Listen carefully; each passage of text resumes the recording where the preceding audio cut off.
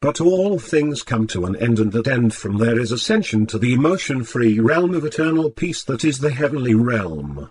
To do this, the spiritual form must let go of all emotional ties to the physical realm.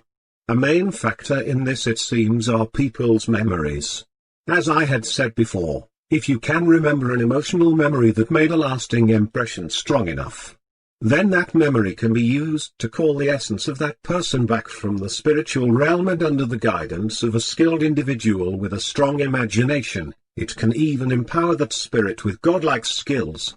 One individual taught in the ways of necromancy can call forth powerful spiritual warriors, but a large group of normal people all believing in the same image in their minds can call forth not just a spiritual warrior of that person, but a neon. To defeat them, one must achieve the opposite and destroy the belief or faith of the individual empowering the spirit. Also, complete disbelief in the spirit being capable of possessing such power can immune you to its direct effect on you, but only when the spirit is within range of crossing into your presence or out to limits of your essence's kinetic discharge. Therefore, a man who lives as a man of peace and brings no conflict to anyone, doesn't express his emotions or commits any sins, will have a short afterlife, and his spiritual presence will be short. Knowing this, I wonder if that was the plot against God designed by the ones who had corrupted the spiritual realm in his time. As the incarnate of evil, and thus having an empathic connection to the machinations of evil plans and manipulations, I have always sensed that there was an elusive agenda behind Christ's He Who Is Without Sin description. So they planned on ensuring that he would have a short-lived afterlife by keeping him pure without the attachments. No wonder the world has not seen God since. If this is true and my empathic intuition is going haywire, which means it is, then I know where to search next. Reincarnation represents continuous evolution with no waste of time or loss of energy. Death is not the sudden break in the life program that the popular belief pictures it. The common view, page 163, of death is as erroneous as the common view of birth. If death were really what most people believe it to be, it would constitute a blunder of nature, an irrational interruption of orderly development. An excellent bit of evidence on the subject of the group soul is the fact, often chronicled but not explained, that when telephone lines are built in new countries, the birds fly against the wires and are killed by thousands, the first season, but when the next season's birds are hatched, they are wise and avoid the wires. If the group soul were not a fact in nature, it would naturally require a long time for wire education. No such sudden adjustment would be possible. A particularly intelligent cat or dog, for example, may be just finishing animal evolution and will be reborn at a low human level. Previous to its individualization, it evolves in a group with others of its kind, animated by a common ensoulment that has not reached the level of complete self-consciousness. The youngest of the knowledge of the oldest, because they are attached to the same group soul, or source of consciousness. The young quail of this season come back to rebirth from the group soul that is the storehouse of the experiences of the quail that were killed by men in past seasons, and thus all young things know the common enemy. Chapter 5, Reincarnation Justice. Even if we positively knew that eternal bliss awaited everybody after the close of this physical life, how could that make it just that one person shall be born a congenital criminal and another shall be born a poet and philosopher? How could it make it right that one is born to lifelong illness, suffering and poverty, while another inherits both wealth and a sound physical body? Not even the certainty of future happiness would be compensation for such present inequities. Why should there be any such inequalities if God represents unlimited power and perfect justice? Some have evolved rapidly like hard-working pupils and they are called geniuses. Some have lagged behind and have learned very little. They are like the truants at school who have broken the rules and run away from their lessons. These laggards of the human race are the dullards and the criminals, who have moved so slowly incarnation after incarnation, or are so much younger in evolution that they are now bringing savage traits into our present civilized life. Reincarnation not only explains who and what the criminal is, but it also explains away the hell with which special creation threatens him. No hell awaits him except that which he has created himself by what he has done. By the law of cause and effect, all the cruelty and suffering he has inflicted will react upon him to his sorrow, but will also serve for his enlightenment. In his next incarnation the kind of body he will have and the environment in which he will live will be determined exactly by the thoughts and emotions and acts of this and past incarnations. The idiot, like the congenital cripple, differs from the normal man only in the body, which is the instrument of the soul. Deformity of the body is a limitation of the ego who functions through it. A withered arm, a club foot, a deformed back, in this incarnation are results of unfortunate causes which that soul has generated in past lives. In idiocy the malformation is in the brain. Of course this is not an accident. There is no element of chance which places the limitation in one body where it causes but minor trouble and in another where it prevents mental activity and thus produces idiocy. In each case it is the exact working out of the law. The body of the idiot is the physical plane representation of a soul that has made a serious blunder in the past, possibly by limiting another with cruel restraint, and the gross misuse of his intellect and power in that way has operated to prevent his using it at all in the present life. Such limitations belong to the outer planes. It is the form that limits, and when the form perishes the limitation disappears. As with the criminal, no hell is needed to punish the idiot. He has made his own hell by his mistake in the past, and in this incarnation he must live in it and expiate his blunder. The genius is not only an old soul but evidently one who has worked hard in past lives, overcoming lassitude and evolving the power of will that enabled him to triumph over obstacles, conquering all the enemies of intellectual progress and thus earning the fine brain he now possesses. His present abilities are but the sum total of the energies he has put forth in the past. Reincarnation is evolution, and every kingdom of nature develops through evolution. The difference between the shriveled wild grain that, ages ago, struggled with the rock and soil for sustenance enough to reproduce itself, and the plump wheat of the cultivated fields that, today, feeds the world, is the work of evolution. Each incarnation is as definitely the result of preceding incarnations as our todays are definitely related to our yesterdays. What we think and feel and do in this life, plus what we were at the beginning of this life, exactly determines what we shall be in the next one. To get a body in our next incarnation that is not precisely representative of oneself is as impossible as it is that a man who has been a surgeon or an artist all his life should awaken tomorrow with only the ability to be a fruit vendor on the street, or that a bootblack, who has never known any other occupation, should find himself tomorrow able to take up the work of the chemist or the statesman. If a soul that has evolved the ability to think deeply, like a great scientist or a philosopher, could come back in a body that had the brain of a very commonplace man, it would be impossible for such a brain to express that soul's wisdom, and so all the hard study of the past would be lost for that incarnation. His knowledge would be useless here. Sometimes just that does occur through the evil course followed by a soul in a previous incarnation. In such a case the real man, the soul, would not be less wise than in the past. He would merely be afflicted with a body for the time being through which he could not possibly express that wisdom.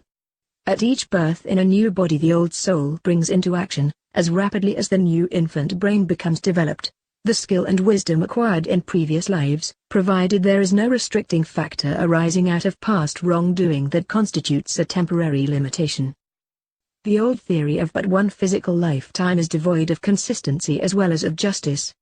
The common belief in Occidental civilization is that we live here for only 60 or 70 years and that then, when we die, we pass on to live eternally somewhere else, and that the whole of eternity, whether it is filled with pleasure or is horrible with pain, is made to depend on how we spent those few years of the physical life. Such a fate would be unfair and unjust. If a schoolboy is incorrigible for a term, it would not be fair to condemn him to lose all opportunity of getting an education. We would give him another chance at the following term. Any hypothesis of existence that does not take into consideration the welfare of humanity is a false hypothesis. What plan can better serve the common welfare than a chance to redeem a failure? When a prisoner is condemned for a crime, we do not deprive him of opportunities. We give him every possible chance to improve his character. God cannot be less just or merciful than man. Rebirth is another chance. Every incarnation is a new opportunity. Chapter 6: Rebirth, Its Necessity. There are apparently but three ways in which anybody has attempted to explain the origin of the race. One of the three theories is that of the materialist. Another is the common belief that God created an original human pair and continues to create souls equal to the number of babies born into the world. The third hypothesis is that of the evolution of the soul. The materialist's position seems to be, briefly, that the forces of nature, with no directive intelligence, are sufficient to account for man as we see him, that a continuing consciousness in the human being is a delusion. They can trace the circulation of the blood from the heart through the arteries, from the arteries across to the veins, from the veins back to the heart, but the greatest mind the race has produced cannot say what makes the heart beat. If the soul has no pre-existence, it can have no responsibility at the time of birth. Neither can it have any merit. One is born with a sound mind and moral insight. These qualities lead to salvation, but the man has done nothing to earn them. Another is born with cruel and vicious tendencies and a poor intellect. He may therefore miss salvation, but if he had no pre-existence he can have done nothing to deserve such a start in life. If we are really here for the first time, then justice can be done only by giving us equal equipment at the start and equal opportunities afterward. Evolution is an orderly unfolding from the single to the diversified, from the simple to the complex, in which process life evolves by passing from lower to higher forms and storing within itself the gist of the experiences gained in each. Another profoundly important fact in evolution is the continuity of life from body to body. The butterfly is frequently used as an illustration, but the principle holds with many other insects. In the metamorphosis of the caterpillar we have a phenomenon so common that most people have personally observed it. Watch, in imagination, its transformation. The worm is a physical body occupied by an evolving life. Its physical body perishes and becomes part of the dust of the street. The life enters the grave of the chrysalis. The scientist takes that chrysalis, packs it in an ice house and leaves it frozen for a number of years. Now a mere frost will kill either caterpillar or butterfly, but when the chrysalis is removed from the ice and brought into a high temperature, the triumphant life emerges in the form of the butterfly. This phenomenon proves that life does survive the loss of the body. The body of the caterpillar is dead and has turned to dust, but the caterpillar that lived in it is not dead. It now lives again in the physical world in a physical body of a higher type. Here, in an order of existence almost infinitely below man, we have an individual life existing in a physical form, passing from it and, after a number of years, taking possession of another form and living in that. Who can admit such continuity of life for the insect and deny it for man? Can there be a deathless something in a worm and not in a human being? Those who desire to put their ideas about the soul and its immortality into harmony with the facts of evolution sometimes ask why it would not be possible for the soul to leave the material plane forever at the death of the physical body and then pursue its evolution on higher planes. In the vast universe there must be opportunity for all possible development, it is argued. Why go on into other regions when the lessons here have not been learned? That would be contrary to nature's law of the conservation of energy. The average human being is in the elementary grades, with scores of incarnations ahead, page 199, of him before he will be in a position even to take advantage of all his opportunities here and thus make fairly rapid progress. To talk of going on to higher planes for farther evolution is like proposing that a child shall leave the kindergarten and enter the university. We are evolving along two lines, the mental and moral. While the mentality is thus being pushed along in evolution by our material necessities, the heart qualities are developed by the family ties in a way that could not be done elsewhere. Not only has each plane its special adaptability to particular needs of the soul in its evolution, but the two kinds of physical bodies, masculine and feminine, through which the soul functions, afford special advantages for acquiring the lessons of life. The soul on its home plane is, of course, sexless.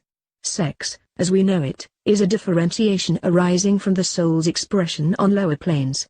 All characteristics of the soul itself, like intelligence, love, or devotion, are common to both sexes. The ego functioning through the masculine body has the opportunity of certain experiences that would be impossible in the feminine body, while, of course, the feminine form enables the ego to get experience that could not be obtained in a masculine body. A consideration of the widely different experiences of fathers and mothers, sons and daughters, will show how true this is. The lessons learned in the masculine body are largely those of the head, while in the feminine form they are lessons of the heart. When the ego puts forth its energies and begins descent into lower planes for another incarnation, it is apparently beginning a cycle of experience in which either mentality or spirituality shall be the dominant note for that incarnation, and probably for several others. If it is to evolve for the time being through those experiences related to objective activity, with intellect as the guiding factor, the masculine body can best serve the purpose. If the dominant note is to be spirituality, rather than mentality, and the soul is, for the time, moving along the line of the heart side, the subjective, the intuitive, then the feminine body is the better vehicle in which such experience can be obtained. To say that mentality is the dominant factor of masculine incarnation does not at all mean that men have a monopoly of the reasoning faculty, nor does the fact that other souls are being expressed through the feminine body mean that they have a fundamental spiritual advantage. Some women are better reasoners than some men, while some men are more spiritual than some women. What it does mean is that for the time being the ego is expressing itself dominantly along a certain line. It soon becomes clear to the student that every individual is, in each incarnation, thrown into precisely the circumstances required for the greatest possible progress of that particular ego. If the qualities of initiative and courage, for example, are to be developed, the masculine body admirably serves the purpose, while if sympathy and compassion need stimulation, the feminine form is wonderfully effective for that kind of progress. It requires little reasoning to see that the soul would not continue to incarnate in one sex indefinitely. It must develop all its inner qualities. Both intellect and compassion must reach perfect expression. Such a consummation can, of course, be best attained by alternating sex experiences, but here again there is wide latitude in the operation of the law. The rule seems to be that ordinarily there are not less than 3 nor more than 7 successive incarnations in one sex, and then the ego begins to express itself through a body of the other sex. By that rule it would commonly be for a period of from a few hundred years to some thousands of years, that the ego expresses itself through one sex before it changes to the other. But here again we must remember that we are speaking of general rules applied to groups of souls and that there are almost innumerable exceptions to such generalities. If civilized people are old souls in new bodies, it is easy to account for things as we see them. If the soul is old we can understand the wisdom it sometimes exhibits even in childhood. We can comprehend prodigies. We can explain genius. If the divine life is latent in all, but can be evolved only through a long series of incarnations, we can also account for all degrees of selfishness and cruelty in civilized people by the irregularity of the development. In short, we can understand an imperfect world as the creation of a perfect being, because that world is still in process of creation. It is like a house during the period of its construction. There is a stage when it is only half a house. The floors are not laid, the doors are not hung, the windows are not set, but we do not complain, because we know that the house is still in the process of building.